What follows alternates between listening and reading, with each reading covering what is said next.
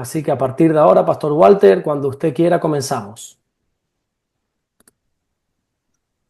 Muy bien. Bueno, la verdad es que es una alegría reencontrarnos. Voy a darle también aquí a aceptar a que se está grabando. Es una alegría volver a encontrarnos después de este parón navideño y sé que algunos habían estado preguntando cuándo recomenzábamos. Eh, Pudimos haberlo hecho el lunes pasado, pero hemos celebrado la Semana de Oración que promueve la Alianza Evangélica Española y Europea y al asumir ese compromiso, pues hemos estado reuniéndonos de lunes a viernes en oración. Entonces no hemos podido tener otras actividades y esa ha sido la razón. Eh, la semana pasada mi esposa cogió un resfriado fuertísimo y con el paso de los días me lo traspasó aparentemente, ¿no? Y aunque yo fui tirando, finalmente el sábado ya me puse bastante mal y decidí ir a urgencias. Allí me dieron un antibiótico. Yo ya desde niño tengo problemas de alergia y la zona respiratoria de mi cuerpo siempre ha sido muy sensible y la verdad es que lo he pasado algo mal estas últimas noches, aunque ya ayer dormí, esta madrugada he pasado una noche mucho mejor, los antibióticos han ido haciendo efecto. Ayer domingo no pude estar en la reunión de nuestra iglesia y justamente el sábado, siguiendo la inauguración del terreno allí en Alicante, él escribía a Manuel y le decía, menos mal que no nos propusimos ir, porque no hubiésemos podido, no era imposible. Ya sabíamos que no lo podíamos hacer por cuestiones de responsabilidades, las fechas no eran buenas para nosotros, pero si hubiésemos hecho el plan lo hubiéramos tenido que abortar porque no hubiese sido posible viajar. El Señor hace las cosas bien, gracias a Dios, y bueno, hoy asumo esta primera responsabilidad porque es distinto enseñar desde mi despacho aquí en casa, hacerlo desde un púlpito e intentaré controlar la voz, no entusiasmarme demasiado para entrar al compartir temas tan apasionantes como son el estudio de la palabra de Dios y en este caso de síntesis bíblica.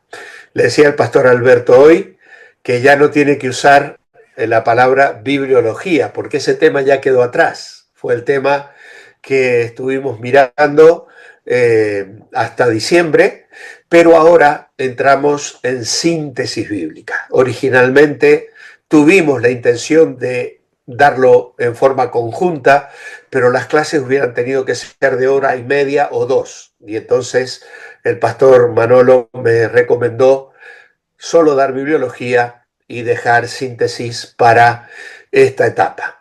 Así que nos vamos a introducir de lleno hoy en el texto de la Biblia, haciendo un repaso general. Obviamente, el nombre ya nos lo explica, síntesis bíblica.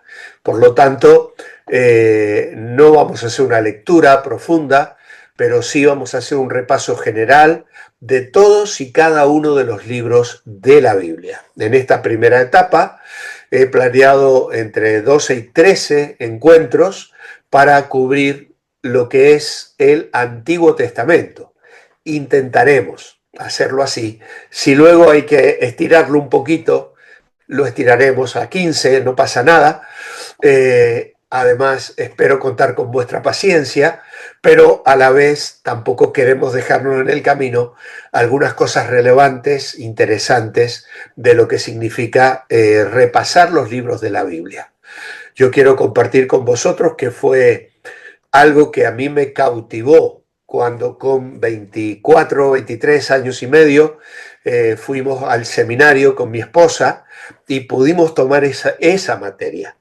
Y eso fue para mí una riqueza incalculable y lo ha sido a lo largo de todos mis años en la obra pastoral y en la enseñanza bíblica. Y entonces estoy muy entusiasmado de retomar este tema, haberlo trabajado, tomando de muchos apuntes que poseo, que a lo largo de los años he ido adquiriendo, y plasmar de una manera lo más práctica posible y concreta una visión de cada uno de los libros de la Biblia. Pero antes de pasar a compartir la pantalla, vamos a pedir la bendición del Señor. Amado Padre, queremos darte gracias por este encuentro en esta noche. Gracias por la disposición de cada uno de mis hermanos. El hambre y la sed de la palabra de Dios siempre es buena señal. Cuando tenemos hambre es porque estamos bien de salud generalmente. Y Señor, tenemos apetito de tu palabra, de ti. Háblanos al corazón. Bendícenos al recorrer la Escritura, este precioso recorrido que iniciamos esta noche.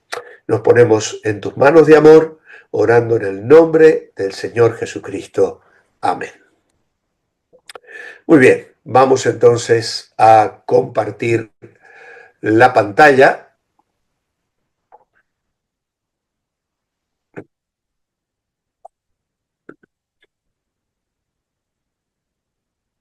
Sacar algunos cartelitos que pueden estar molestando. Y, por supuesto, nuestro primer libro va a ser el libro de Génesis. Tenéis los apuntes que yo voy a ir leyendo y que van a ir apareciendo en letra amarilla y subrayada los blancos que vosotros tenéis que cubrir. Dice: la tradición judía designa el primer libro de la Biblia con el nombre de Bereshit. Esta es una expresión hebrea que suele traducirse en el comienzo. La Biblia griega, la versión de los 70 o la Septuaginta, es la que le da el nombre con el que nosotros conocemos este libro, que es el nombre de Génesis, término que significa origen o principio. Este último título corresponde en alguna medida al contenido del libro, ya que su tema principal es el origen del mundo, el origen del género humano, el origen del pueblo de Israel, el origen del pecado, el origen del trato de Dios con el hombre, etcétera, etcétera. El Génesis se divide en dos grandes partes. La primera va del capítulo 1 al 11, y esto lo vamos a estar repitiendo, y es la así llamada historia primordial o primitiva, que se inicia con un solemne relato, el de la creación. Va de Génesis 1.1 a Génesis 2.4, y luego narra los comienzos de la historia humana en el mundo creado por Dios. Bueno, nosotros no vamos a entrar en la parte teológica de esto. Creemos en el relato de la palabra de Dios. Somos creacionistas, ¿vale? Aceptamos plenamente que Dios intervino en el ordenamiento de las cosas tal como está relatado en Génesis capítulo 1 y 2. Luego tenemos la segunda parte, que va de Génesis 12 al 50, y está en estrecha relación con la primera, pero ya en esta segunda parte no se habla de la humanidad en general, sino que la atención se centra principalmente en una sola familia. Una familia que nos va a acompañar a lo largo de toda la historia. Una familia amada, la familia de Abraham, de Isaac y de Jacob, elegida por Dios como germen o semilla de un nuevo pueblo. Esta sección se refiere perdón, a los orígenes más remotos del pueblo de Israel y suele designarse con el nombre de historia patriarcal. Precisamente la estamos recorriendo en los devocionales que yo comparto, pero aparte yo estoy leyendo una Biblia cronológica. Y la verdad que el contenido de estas historias son tan cercanos, tan reales y tan extraordinarios que la lectura del Génesis es verdaderamente una preciosa bendición.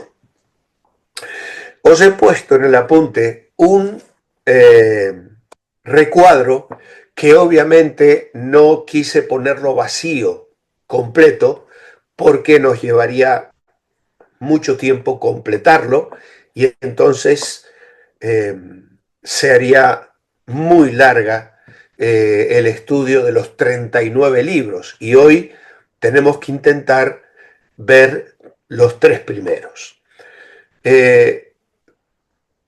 Como veis, quizá las divisiones a veces no concuerdan exactamente porque los eruditos, los comentarios bíblicos pueden sugerir bosquejos diferentes. Aunque en el caso que nos ocupa, el libro de Génesis es bastante fácil de dividir y mayormente todos los dividen de la misma manera. Tenemos el título del libro y los distintos apartados que nos van a dar la orientación para saber dónde estamos. Y estos cuadritos son muy útiles. Si tú los tienes cerca de ti cada vez que vayas al libro de Génesis, de Éxodo o a cualquier libro, con una rápida mirada ya vas a poder saber en qué lugar te encuentras de los temas que ese libro contiene. En este caso, en Génesis 1 y 2 tenemos el relato de la creación. En Génesis 3 al 5, el relato triste que todos conocemos de la caída, y luego el relato del diluvio, la historia de Noé, que va del capítulo 6 al 9, y luego la historia de las naciones, que salen luego de la familia de Noé. Aquí tenemos entonces el relato de los comienzos, en este caso del comienzo de la raza humana. El resultado triste de esta parte de la historia es confusión y dispersión.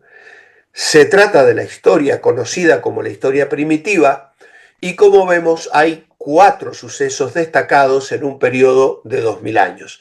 Esos 4 sucesos ya están mencionados: la creación, la caída, el diluvio y luego las naciones a partir de la Torre de Babel. Es significativo que después del diluvio la orden de Dios había sido que debían esparcirse sobre la faz de la tierra. Sin embargo, los seres humanos, ¿qué hacen? Se juntan y ya dan el primer paso de rebeldía.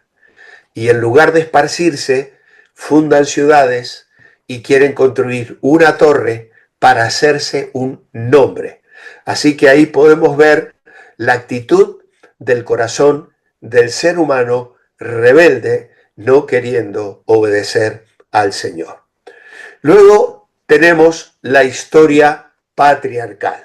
Y del capítulo 12 al 25 tenemos la historia de Abraham, 26 y 27 la historia de Isaac, que es una historia un poco más sombría, más cortita, menos dramática que la de Abraham y la de Jacob. En realidad Isaac está ahí en el medio y no es que pase desapercibido, pero le vemos como un joven sin iniciativa, que llega a los 40 años y no ha buscado esposa, se la tiene que buscar su padre.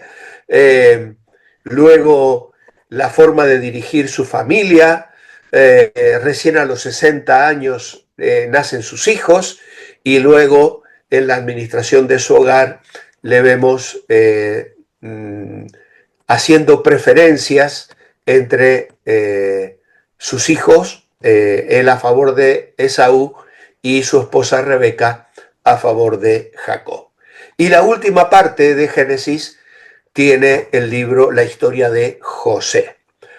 En todos estos capítulos encontramos el comienzo de la raza, el pueblo escogido. Vamos a ver ya el resultado de todo esto, es el anuncio de que van a ser esclavos en Egipto. Y aunque en Egipto entran como la familia de el vicefaraón, diríamos así, que era José, y son recibidos con bombo y platillo y pasan a vivir en lo mejor de la tierra, la sombra que hay sobre todo este evento es precisamente que el pueblo acabará siendo esclavo porque Dios ya se lo había anticipado al mismo Abraham. Los 4 personajes importantes ya los hemos señalado. Hay un periodo de aproximadamente 300 años y las palabras y frases claves se encuentran en todos estos versículos que luego podéis repasar vosotros con detenimiento. El tema podríamos definirlo de esta manera: Dios promete redimir y bendecir a su pueblo.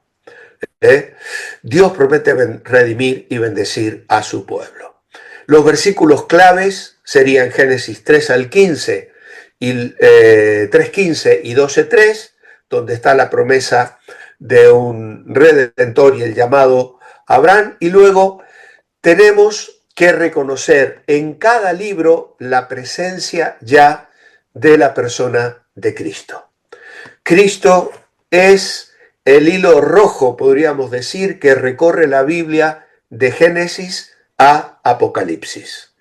Y aquí en Génesis está figurado en la simiente de la mujer, donde Dios le dice a la mujer y a Satanás lo que habrá de suceder. En el sumo sacerdote Melquisedec, por ejemplo, que es al que Abraham le rinde el diezmo, le ofrenda y le reconoce, cosa que luego nos aclarará el libro de Hebreos. Y también vemos a Cristo en una de las figuras más hermosas de Cristo en toda la Biblia, que es precisamente la humillación y la exaltación de José. Vendido por sus hermanos, rechazado, tiene que llegar a la cárcel en la situación más difícil, pero desde allí es elevado al trono de Egipto. Así que esta es también una historia maravillosa y apasionante. En vuestros apuntes tenéis otra vez el bosquejo allí, que luego los siguientes libros he decidido no colocar. ¿Por qué es tan importante el libro de Génesis? Para los lectores originales, el libro se valoraba como una historia de su pueblo. Claro, a ellos les narraba, es decir, el propio pueblo de Israel, a los que Moisés les escribe, cómo Dios creó el mundo y trató con toda la humanidad hasta que inició una relación personal con su antepasado Abraham. Génesis les revelaba las promesas eternas que Dios hizo a sus padres y que se extendían a sus descendientes. Obviamente la lectura de esto sería de muchísimo consuelo, de esperanza, especialmente en las épocas de opresión, cuando querían volver a la tierra prometida. Esto estamos hablando del exilio, no de Egipto, porque en Egipto el pueblo todavía no conocía a Moisés, o sea, no tenían nada de esta información.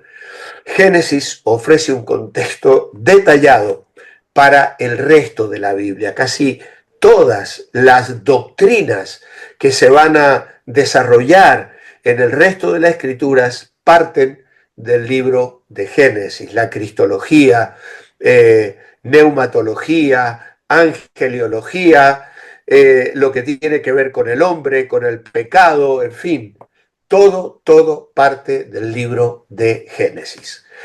Así que aprendemos historia, geografía antiguas y se nos presenta gente y acontecimientos importantes que vuelven a aparecer luego más adelante en la Biblia.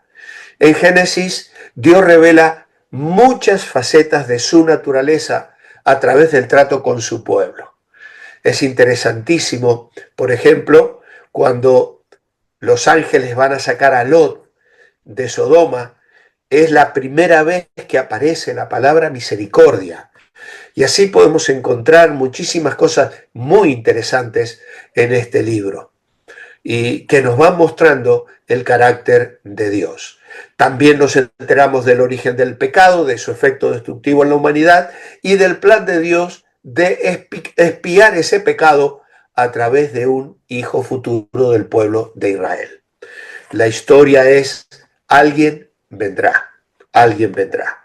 Y esto está en Génesis 3:15, en 22:18, que es cuando Abraham es detenido y no baja el cuchillo sobre su hijo, Dios se proveerá de cordero, y luego en las palabras de Jacob, cuando está ya en Egipto, bendiciendo a sus hijos. Dios hizo un pacto con Abraham y lo reafirmó con Isaac y Jacob. Esas promesas se extendieron a todas las generaciones. Génesis comienza en el principio y traza el principio del universo, el hombre, la mujer, el matrimonio, la adoración, el pecado, el juicio, la civilización y la redención. La idea principal en Génesis es el pacto que Dios establece para definir su relación con los hombres y su plan de redención. Así que al leer este libro, centramos nuestra atención en Dios más que en las personas, considerando las cualidades de su carácter para responder con alabanza y adoración. Y sabéis que en esta Biblia cronológica que yo estoy leyendo este año desde el 1 de enero, precisamente lo que dice es eso: presta atención a Dios, centra tu atención a Dios, porque estás leyendo la historia de Dios. Claro, nos gusta mucho pensar en las personas, porque nos identificamos con ellas, con sus debilidades, con sus pecados, con sus éxitos, sus fracasos, pero es importante ver a Dios actuando. Ahora hay alguna información más que he añadido que no vais a tener en el apunte. Esto, como sabéis, está siendo grabado, así que luego lo podéis volver a mirar, o si no, ir quitando fotos, porque yo no puedo detenerme en cada diapositiva. Pero volver a destacar que el tema de Génesis es que el Dios creador elige un pueblo para sí mismo, le promete una descendencia, bendiciones y tierra, que narra la creación hasta la muerte de José en Egipto, aproximadamente en el 1700 a.C. Y aquí tenemos un pequeño mapa de la historia que está relatada en el libro de Génesis. Ur de los Caldeos es donde sale Abraham y junto con su padre llegan a Harán, donde muere Harán. Y entonces cuando Harán muere, Abraham continúa su periplo obedeciendo al mandato que había recibido de parte de Dios para llegar a la tierra de Israel o de Canaán, que en ese momento todavía no se la conocía como Israel. Cronológicamente, las fechas son aproximadas. Las que tenéis acá abajo están en relación a la edad más o menos de Abraham. Abraham deja Harán para ir a Canaán y tenía ya 75 años. Ismael nace a los 86. Ya sabéis la historia del acuerdo de Abraham con Sara para darle una manito a Dios porque envejecían y el hijo no llegaba, y ahí nace Ismael. Luego, a los 99 años, Abraham recibe la señal del pacto e Isaac nace un año más tarde, cuando Abraham cumple 100 años. Así que el nacimiento milagroso de Isaac es en sí ya todo un portento, tanto por el declive físico de Abraham como de Sara. Sara muere cuando tenía 127 años, Abraham en este caso tendría 137, Isaac se casa con Rebeca a la edad de 40 años, Abraham ya tenía 140, Jacob y Esaú nacen cuando Isaac tiene 60 años. Esto es, cuando Abraham tiene 160 años y muere a los 175. Así que durante 15 años Jacob y Esaú pudieron escuchar a su abuelo Abraham relatarles en primera persona la historia de su llamado, el ofrecimiento de Isaac, tantas cosas que están contenidas en el libro de Génesis y que más tarde Moisés había de plasmar. Muy bien. Alguna cosita más. El autor.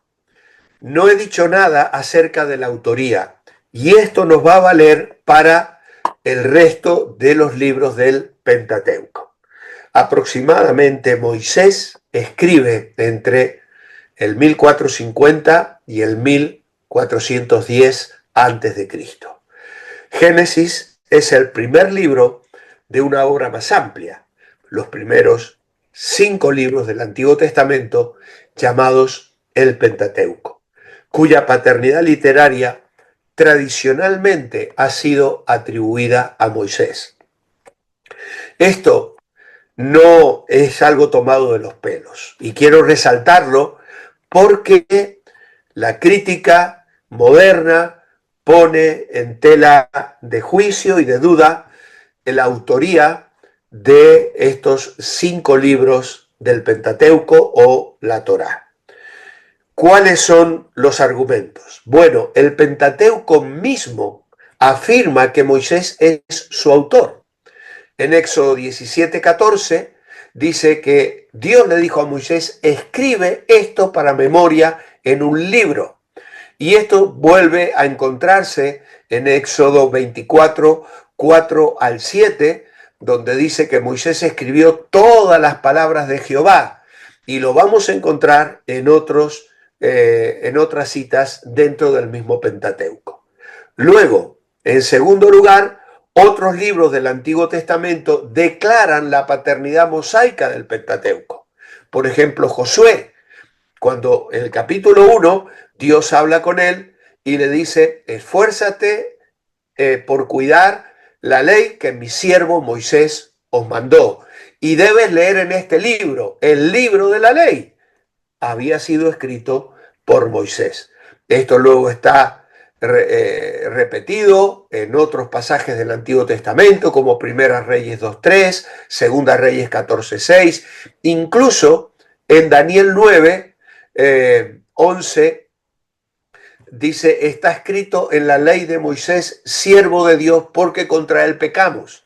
Daniel está confesando, ¿no? Y en Malaquías, capítulo 4 y versículo 4, dice, acordados de la ley de Moisés mi siervo, al cual encargué en Horeb ordenanzas y leyes para todo Israel. Así que el profeta Malaquías apunta a la autoría del Pentateuco como de Moisés. Luego, por supuesto, Jesús mismo lo afirma en el Nuevo Testamento, en Mateo 19, en Marcos 12, en Juan capítulo 5, en Juan capítulo 7 y en Romanos capítulo 10 y verso 5 dice Pablo, porque la justicia es por la ley y Moisés escribe así, el hombre que haga estas cosas, etcétera, etcétera. Luego tenemos a los mismos testigos presenciales, como en Números 2, que ahí se nos relata precisamente que acamparon bajo una bandera y se habla de la cuenta y de todo lo que había de acontecer alrededor de esta historia. Y luego también el relato de las cosas que acontecieron, cosas que no pudieron escribir o contar alguien que no lo hubiese visto. información que el autor proporciona tocante a nombres, palabras, costumbres, la geografía egipcia. Incluso hubiese sido una tarea difícil de realizar por un autor-escritor si éste hubiese vivido en Canaán siglos después del tiempo de Moisés. Así que creo que todos estos argumentos son importantes conocerlos para no poner en tela de duda la autoría de este libro. Acá tenemos otro bosquejo que va de la creación, el pecado y la historia de las naciones, la vida de Abraham, la vida de Isaac y Jacob y la vida de José y sus hermanos. Muy bien, hemos tomado un tiempo algo amplio, ahora vamos a tener que ir un poquito más rápido para, en la media hora que nos queda, mirar los dos libros que pretendo compartir hoy con vosotros. El siguiente libro es el libro de Éxodo. Este libro, el libro de Éxodo, presupone y continúa los relatos del Génesis, pero introduce al mismo tiempo un cambio importante. En la historia patriarcal, que fue del capítulo 12 al 50 de Génesis, los protagonistas fueron personas individuales. Ahora, por el contrario, va a ocupar un lugar destacado un nuevo personaje, no individual, sino colectivo, es decir, el pueblo. Esta transición se pone de relieve especialmente al comienzo del libro, cuando el texto hace notar que las 70 personas que llegaron a Egipto con Jacob se multiplicaron de tal manera que llenaban toda la región. La primera parte de la narración tiene como tema central el gran acontecimiento que hace referencia el título del libro, que es el Éxodo o la salida de Egipto. El nombre Éxodo, tomado también de la versión de los 70, significa salida, porque la Biblia hebrea titula este libro con las palabras iniciales, Shemot, que significa nombres, le llaman de una manera diferente. Muy bien. Al aplicar la palabra redimir a la liberación de la esclavitud en Egipto, el libro mismo nos muestra en qué dirección debemos mirar para encontrar el significado espiritual que hay detrás de los hechos históricos. La segunda sección del libro, que va del 15 al 18, narra algunos episodios relacionados con la marcha de los israelitas a través del desierto. El destino final de la marcha por el desierto ya sabemos que era la tierra prometida, pero antes de recibir como herencia el país de Canaán, el pueblo es conducido hasta el monte Sinaí, donde el Señor estableció con él su pacto o alianza. En virtud de este pacto, Israel pasó a ser la propiedad personal del Señor y un pueblo santo, es decir, elegido y consagrado a Dios de entre las demás naciones para el cumplimiento de una misión. Eso está clarísimo en Éxodo 19, que está allí en vuestros apuntes, donde Dios les dice, me seréis un pueblo santo, un pueblo especial, un reino de sacerdotes, gente santa, mi especial tesoro. Por otra parte, el compromiso asumido en el Sinaí obligaba a Israel a vivir una vida santa, correspondiendo de ese modo a la gracia que el Señor del pacto le había concedido, una gracia gratuita e inmerecida.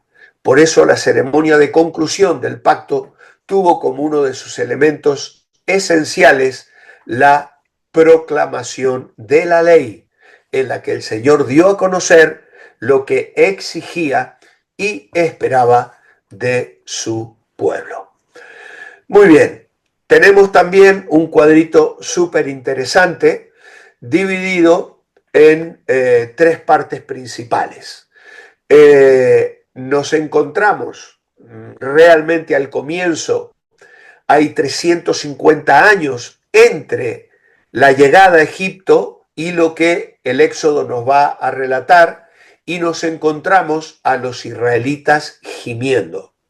Entonces, ellos están en la esclavitud, el pueblo a pesar de eso se multiplica.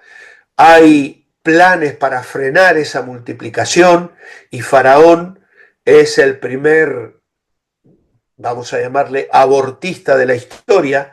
No vamos a decir exactamente por qué no se trataba de un aborto, simplemente que en cuanto los niños nacieran los mandaba a matar, ¿no?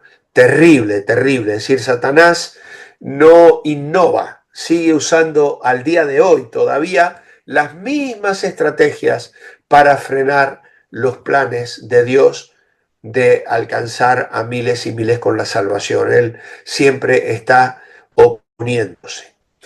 ¿Qué más encontramos? Del capítulo 3 al 12, la liberación. Y tenemos las 10 plagas: sangre, ranas, mosquitos, moscas, los animales, llagas, granizo, langostas, tinieblas y muerte. Y finalmente, la celebración de la Pascua. Toda esta historia es en Egipto y cubre un tiempo de 430 años. ¿Qué más podemos decir aquí? Que el tema de esta primera parte del libro es sufrimiento y liberación del pueblo de Dios. Luego, el tercer apartado es entre el capítulo 13 y el 18, y ahí encaja la palabra peregrinaje, porque el pueblo se vuelve peregrino. Comienzan a experimentar lo que es la guía de Dios bajo la nube y el fuego, atraviesan el Mar Rojo, comienzan a surgir las quejas, las dudas y la actitud de un pueblo realmente rebelde. Se encuentran ya no en un lugar concreto, les vemos de camino, y es un tiempo bastante breve en el que ellos experimentarán la guía de Dios sin duda alguna, pero es solo un periodo de 3 meses, solo 3 meses. Luego ya entramos al tercer apartado y aquí nos encontramos con la entrega de la ley y las directrices para la construcción del tabernáculo. La entrega de la ley tiene que ver con temas de moralidad, de la vida civil y social del pueblo. Era un pueblo que se tenía que constituir como nación y comenzar a funcionar, no como un pueblo oprimido bajo las leyes extrañas de un gobierno que les tenía esclavizados, sino que ahora tenían que establecerse como una nación autónoma. Y eso obviamente necesitaba una constitución, diríamos así, para el funcionamiento de la nación. Y luego las indicaciones para la construcción del tabernáculo. El atrio, el santuario, todo acontece en el monte Sinaí, y aquí el pueblo se establece durante un año. Durante un año ellos están al pie del monte Sinaí y comienzan a experimentar lo que significa una verdadera adoración a Dios.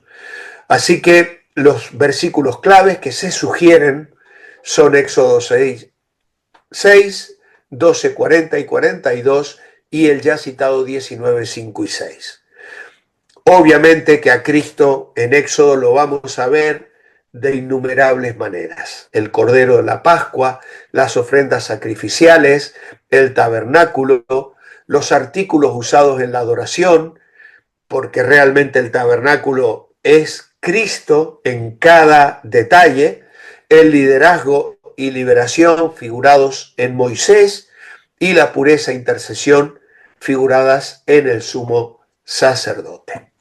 Así que un libro que comienza con gemidos de clamor y de angustia, termina con un pueblo libre, con la gloria del Señor resplandeciendo sobre ellos y con una perspectiva maravillosa que tristemente, como todos sabemos, ellos se encargarían también de estropear. ¿Por qué es tan importante el libro de Éxodo? Aquí vemos cómo Dios sigue cumpliendo las promesas dadas a Abraham y a sus descendientes. Aunque fueron esclavizados, Dios les llevó milagrosamente a la libertad. Luego estableció a Israel como una nación teocrática, bajo su pacto con Moisés en el monte Sinaí. las 10 plagas, la Pascua, la división del Mar Rojo, la temible majestad, la presencia de Dios en el monte Sinaí, la entrega de los 10 mandamientos y la construcción del tabernáculo. Todos estos acontecimientos son fundamentales para la fe hebrea y dan un trasfondo y contexto esencial para ayudar a los lectores de las Escrituras a entender el mensaje de redención de la Biblia. La frecuencia de las referencias a Éxodo por varios escritores bíblicos, incluso las propias palabras de Jesús, testifica de la importancia. La idea central es la redención, la forma en que Dios libró a los israelitas y los convirtió en su pueblo especial. El pacto mosaico da la base a las creencias y prácticas judías. Como tema general podemos destacar entonces cómo Dios cumple sus promesas del pacto con Abraham, con Isaac y Jacob de preservar un pueblo para sí mismo. Narra desde la muerte de José en Egipto hasta el campamento de Israel en el monte Sinaí y fue escrito por Moisés. Ahora el mapa cambia un poquito, no nos encontramos en Israel o Canaán, sino que la historia es en Ramaset, en Pitón y en Sucot, que es precisamente el lugar donde los israelitas pararon después de haber dejado la ciudad de Ramesés, que era donde se habían asentado y donde trabajaban, y llegan ahí antes de cruzar el Mar Rojo. Como hemos dicho, el tema del libro es la liberación de Egipto, y aquí Dios está cumpliendo la promesa que le hizo a Abraham en Génesis 15, 13 y 14. Dice, Dios le dijo a Abraham, ten por cierto que tu descendencia morará en tierra ajena y será esclava allí, y será oprimida 400 años, mas también a la nación a la cual servirán, juzgaré yo, y después de esto saldrán con gran riqueza. Y cuando leemos cómo en Éxodo el pueblo de Israel despoja a los egipcios, entendemos que Dios estaba siendo fiel. Una cronología sugerida es que Moisés nace aparentemente entre estos años aproximados, 1500 a 1300. Moisés escapa a Madián para salvar la vida después de matar al egipcio entre el 1486 y el 1310. El éxodo pudo producirse entre el 1446 y 1270, hay 200 años casi aquí de margen. Moisés muere e Israel entra en Canadá en el 1406 a 1230 y se hay una estela de Mernepat donde ya se menciona a Israel, escrita aproximadamente en 1209 a.C.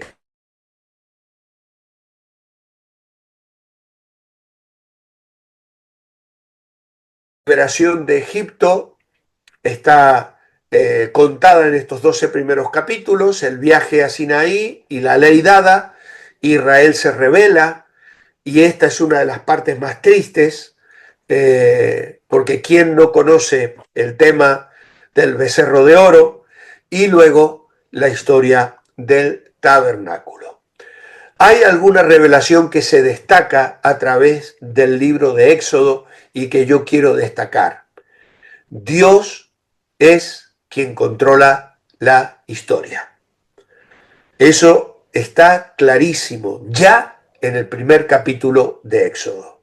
Se revela a sí mismo con un nombre nuevo. En el capítulo 3, cuando Moisés pregunta, ¿y quién le digo yo a los israelitas que me ha mandado? Y Dios le dice, yo soy el que soy. Él es el soberano en la relación del pacto, como vemos allí en el capítulo 19, y hemos señalado ya como uno de los versículos claves del libro. Él es el redentor fiel, y esto también está señalado de una manera muy concreta. Él es el juez de su pueblo y de sus enemigos. vemos cómo en Éxodo 32 interviene luego de la rebelión del becerro de oro, y también Él es el Dios trascendental, pero que sin embargo vive entre su pueblo. Qué maravilloso es lo que encontramos aquí. Moisés en el capítulo 33 le dice: si tú no vienes conmigo, no nos saques de aquí. Así que entre los pasajes favoritos de muchos del Éxodo está el nacimiento y la protección de Moisés. Quien no ha contado esa historia en casa a sus hijos, ¿no? O lo hemos comentado con los niños en la escuela dominical, el paso del Mar Rojo en Éxodo 14, la historia del maná, los 10 mandamientos, el tabernáculo y el becerro de oro. Capítulos que sobresalen, que usamos habitualmente en nuestras vidas en la enseñanza cristiana. Muy bien, y para concluir hoy vamos al libro de Levítico. La tradición judía designa el tercer libro del Pentateuco con el nombre de Guayikra, que significa y llamó, siguiendo la costumbre de nombrar los libros de la Biblia con la primera palabra que está en el comienzo del texto. La versión griega del Nuevo Testamento, la 70, le da el nombre de Levítico, y este término, que no es del todo adecuado, entre otros aspectos, es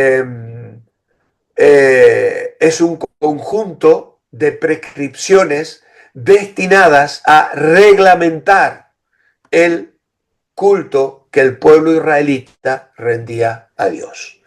Así que de ahí se extrae el nombre que es tan común para nosotros. El libro de Levítico puede considerarse como una especie de manual destinado a los levitas, la tribu que fue encargada de celebrar los oficios sagrados en el templo de Jerusalén. El libro se divide en varias secciones. La primera, en el capítulo 1 al 7, establece cómo se debían ofrecer las distintas clases de sacrificios. La segunda sección, que va del capítulo 8 al 10, es más narrativa y es también en parte legislativa. Se refiere a la ordenación de los sacerdotes. Luego viene la tercera parte del capítulo 11 al 16, que está consagrada a distinguir entre lo puro y lo impuro. Y aquí, bueno, se nos hace muy pesado a veces leer estas leyes y las maneras de recuperar el estado de pureza cada vez que se hubiera contraído alguna impureza legal. Esta sección culmina con una solemne ritual de la expiación que es conocido como el Yom Kippur, llamado el Día del Perdón. A continuación viene la llamada Ley de Santidad, que constituye, por así decirle, el corazón del Levítico, y esta sección contiene algunas prescripciones relativas al culto, pero la que más se destaca son las normas para una forma de vida cimentada en la santidad, no en la justicia y en el amor fraterno. Perdón, en la justicia, sí, en la santidad, en la justicia y en el amor fraterno. Por último, el libro se cierra con una serie de bendiciones y maldiciones y con un apéndice acerca de las cosas consagradas al Señor. Se encuentra esto en los capítulos 26 y 27. Muy bien, el cuadrito que es un poquito más sencillo, como podéis notar, y entonces encontramos en el primer apartado del capítulo 1 al 17 el camino hacia Dios, el acceso. Y esto está descrito en los métodos, las ofrendas, el representante, el sacerdote, las leyes de purificación tanto física como espiritual. y el énfasis de este apartado es el ritual para la adoración. Luego tenemos la segunda parte, que ya tiene más que ver con pautas prácticas, el andar con Dios, el estilo de vida. Y desde el capítulo 18 al 27 vamos a ver cómo hay celebraciones y fiestas que deben celebrar el pueblo de Israel, las consecuencias severas que el pecado y la rebeldía traen sobre el que opta por el pecado, pero también las promesas de parte de Dios para aquel que practica la santidad en el diario vivir. Así que la primera parte tiene más que ver con rituales y la segunda más con la vida práctica. El lugar es en el monte Sinaí también, es el año donde acabó Éxodo, la palabra clave es la palabra santo y el tema es cómo debe la humanidad pecaminosa adorar a un Dios santo. Los versículos claves que luego podéis leer son Levítico 17:11, 19:2 y 27 al 8. Y Cristo está figurado en cada, dice casa, está mal, es un error, cada sacrificio y cada ritual. Realmente la persona de Cristo y la lectura del libro, ayudado seguramente con el libro de Hebreos, nos permite entender muchísimo por qué Dios consagró, estableció y previó lo que habría de ser la obra que el Señor Jesucristo haría a nuestro favor para nuestra redención. Los lectores de hoy frecuentemente se desmotivan con la lista de leyes sobre dietas, sacrificios y comportamiento social que encuentran dentro del libro de Levítico. Pero dentro de estas directrices altamente detalladas descubrimos la santidad, la separación y total distinción de Dios. También aprendemos cómo el pecado devasta las relaciones de la humanidad con nuestro Creador. La seriedad del pecado está en consonancia con la importancia que Dios da a todas estas leyes que el pueblo de Israel debía aplicar para poder tener comunión con un Dios santo, siendo ellos pecadores. Claro, para nosotros hoy es tan fácil tener comunión con Dios. Simplemente aceptamos a Cristo, su sangre nos limpia de todo pecado y ya vamos por la vida tan tranquilos. Pero hermanos, tenemos que detenernos y reflexionar seriamente, porque Levítico nos recuerda esta verdad. Pedro lo dirá, sed santos, porque yo soy santo. Y ese Dios de santidad sigue reclamando de nosotros santidad. Dios estableció el sistema sacrificial para que su pueblo del pacto pudiera disfrutar de comunión con Él a través de la adoración. El sistema también estableció los procedimientos para el arrepentimiento y la renovación. Así que Dios, en su gracia, sabía que un pueblo pecador necesitaba medios para tener comunión con Él. Por ejemplo, a través de la participación regular en la práctica de llevar una ofrenda por el pecado, a cada israelita se le daba la oportunidad de expresar su arrepentimiento y renovar su relación con Dios. Reconocían su pecado al llevar la ofrenda, Levítico 4:28, se identificaban con el sacrificio al colocar su mano sobre la cabeza del animal y eran purificados de su pecado y se les daba una relación renovada con Dios a través del sacrificio. Así que la idea central de Levítico es la santificación. El libro nos comunica que al recibir el perdón y la aceptación de Dios, le debe seguir la práctica de una vida santa y constante crecimiento espiritual. Cristo es el sacrificio final, santo y perfecto, y Él hizo que ya no haga falta más sacrificios. Por eso es que no nos cansaremos de honrar, de glorificar y valorar a nuestro precioso y maravilloso Salvador. Así que el tema de Levítico, Dios es santo y su pueblo debe ser santo. No es una opción, no es una elección, no nos queda otra. Narra la entrega de la ley en el desierto de Sinaí, escrito por Moisés, y aquí nos encontramos con una posible ubicación del que se cree fue el monte de Sinaí.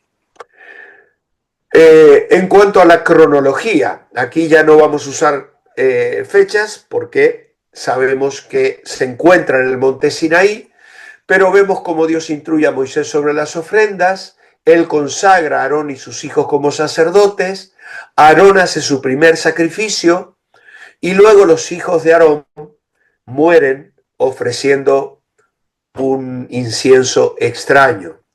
Tristemente, Aarón y el pueblo tienen que aprender una dura lección, porque como ya hemos dicho, somos dados a pensar que todo es fácil y obviamente para Dios no lo era. Dios instruye a Moisés y Aarón sobre los deberes sacerdotales. Luego también vemos que Dios instruye a Moisés sobre el día de la expiación y la santidad, y también el relato de un israelita que tiene que morir a causa de blasfemar el nombre. Dios continúa instruyendo a Moisés sobre la santidad y también sobre votos y diezmos y toda la reglamentación que el pueblo de Israel tenía que conocer. Así que como bosquejo, las leyes concernientes a los sacrificios, la consagración de los sacerdotes, leyes concernientes a la pureza, el día de la expiación, famoso en el capítulo 16, y las leyes concernientes a la santidad. Pero también es importante destacar palabras claves y temas. El lenguaje del sacrificio abunda en el libro con la palabra sacrificio. Aparece 42 veces, 42 veces. La palabra sacerdote, 189 veces. La palabra sangre, cerca de 86 veces. Santo, 87 veces. Expiación, 45 veces. Las disposiciones subrayan la santidad tanto del cuerpo como del espíritu. Y el Nuevo Testamento hace referencia al libro de Levítico 90 veces. 90 veces, hermano. Así que mirad cuán importante es que leamos y conozcamos este libro. Hay un trasfondo histórico.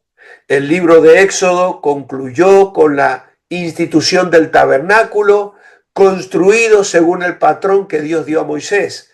Pero, ¿cómo debía Israel usar el tabernáculo? Y justamente la respuesta la vamos a encontrar en Levítico, porque las instrucciones de este libro contestan esa pregunta y fueron dadas a Moisés en esos 50 días entre el establecimiento del tabernáculo y la partida del pueblo del Sinaí. Podríamos decir que el contenido del libro se puede ver de tres maneras complementarias. Es un libro acerca de la santidad de Dios y sus requisitos para la comunión con Él, de modo que es un libro que a la vez revela nuestra pecaminosidad y finalmente podría verse como un libro tocante a la expiación, la provisión de acceso a Dios para el pecador. Así que, amados hermanos, cuántas gracias tenemos que dar al Señor por el libro de Levítico que a veces nos cuesta tanto leer. Yo no he encontrado a nadie todavía que me diga, es mi libro preferido. Tengo que reconocer que me va mejor leer Salmos o Proverbios o otras partes de la Biblia que Levítico.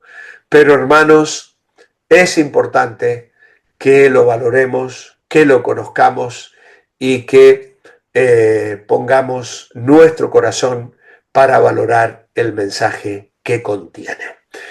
Como sabéis, podéis enviarme preguntas. Si no son muy extensas, las puedo responder en la próxima clase al comenzar. Y si veo oportuno, las respondo de forma inmediata a la persona que me las haga. Así que espero que vuestras expectativas de esta materia síntesis bíblica hayan sido satisfechas en esta primera clase. Que el Señor os bendiga. Amén. Muchísimas gracias, Pastor Walter, de verdad. Es verdad que no conozco yo tampoco a ninguna persona que sea su libro favorito, pero yo una vez hice un estudio de este libro y es apasionante. Cuando uno le va sacando esa riqueza que tiene, es apasionante. Ya. ¿Le parece si oramos para despedirnos? ¿Me permite orar? Por favor. Sí, Vamos a sí. orar un momentito. Señor, te damos las gracias por esta clase tan hermosa. Señor, gracias te damos porque tu palabra es viva, es eficaz y sabe perfectamente entrar en lo más profundo de nosotros para discernir nuestras intenciones, Señor. Gracias te damos por todo, Señor, pero en esta ocasión también te pedimos, intercedemos por el pastor Walter, que lo guardes, que lo bendigas, que lo sanes por completo. Señor, gracias por su esfuerzo, mi Dios. Tu palabra nos enseña que ningún esfuerzo para ti va a quedar sin recompensa, Señor, y así lo creemos. Gracias por tu siervo, bendícelo grandemente y que pueda estar recuperado, Señor. Te bendecimos y te adoramos, Señor, en el nombre de Jesús. Amén. Amén. Amén. Amén. Gracias, Alberto. Gracias. Bendiciones. Gracias, Gracias a hermanos. usted.